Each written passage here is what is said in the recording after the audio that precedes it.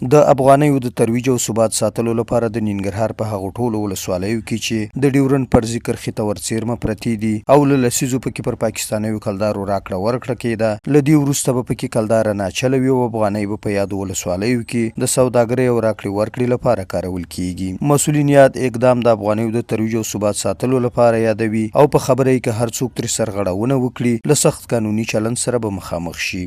مختلفو ریاستونو څخه یو کمیټه جوړه شوې ده. د همدې کمیټې موخه او هدف د کالدارو مخنیوی او د افغانیو ترویج ده. په همدې رابطه به مو هغه سرحدي ولسوالۍ ته چې هلته کالدارې کارول کېدلې نو هلته مو سفرونه کړي دي. د هغو ولسوال صاحبانو ته، قومندان صاحبانو ته او هلته کاروباریانو ته او صرافانو ته، بارګینو والا ته، ټولو مسؤلینو ته مو خبره کړې ده او دا مو ورته ویلي دي چې له نن ایسته هېڅوک د دې حق نه لري چې راکړه ورکړه په کالدارو باندې وکړي او که هر هغه چا د اسلامي امارات له دغه پریکړې څخه مخالفت وکړي هغه به حتما د عدلیې او قضایي ارګانونو تسلیمیږي. ننګرهار میشتې بیا دغه پریکړې ته خوښ دي چې د ډیورنډ فرضي کرښې ته په ورڅیرمه ولسوالیو کې پاکستاني کلدارې بندیږي. دوی وایي په راکړه ورکړه کې له ګڼو ستونزو سره لاس او ګریوان دي. په خبره یې تر هغې به له حکومتي مسؤلینو سره اوږه پر اوږه ولاړ وي تر څو افغانۍ په بشپړ ډول رایج شوي نه وي.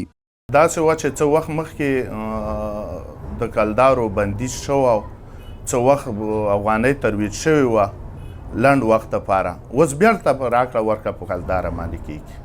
کومه پرېکړه چې د افغانستان اسلامي امارت کړې ده د افغانیو د ترویج او د رواجولو په رابطه باندې انشاءالله چې په دې کې موږ ورسره اوږه په اوږه څنګ کې ودرېدلي وو. ګڼ نور بیا له مسؤلینو غواړي چې له دې سره سم چې کلدارې بندوي باید د هغو توکو نرخونه هم کنټرول شي چې په ښار کې په یوه او د کلي په هټیو کې بیا په بله بیه پلورل کیږي چې له امله یې خلک له ستونزو سره لاس او ګریوان دي او څو چنده تاوانونه کوي.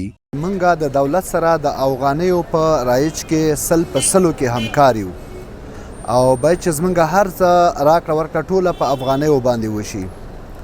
خو د دولت نه مو دا غوښتنه ده چې هغه څه چې اوس فعلا مارکو په بازار کې یا غنیخیلو کې یا تورخم کې هغه په 10 کلدارې باندې خرڅېږي باید چې هغه موږ ته په 15 افغانۍ باندې میلاو شي. د ننګرهار په څو ولسوالیو کې له کلونو په پاکستاني کلدارو راکړه ورکړه کېده لکه بټي کوټ، اچین، سپین غر، لالپوره، ګوشته او غنیخیلو ولسوالي. خو له دې وروسته به په یادو ولسوالیو کې د کلدارې راکړه ورکړه په ټوله معنا بندوي او هیڅوک پرې کاروبار نشي کولی. سهار ګل احساس، امید راډیو، ننګرهار.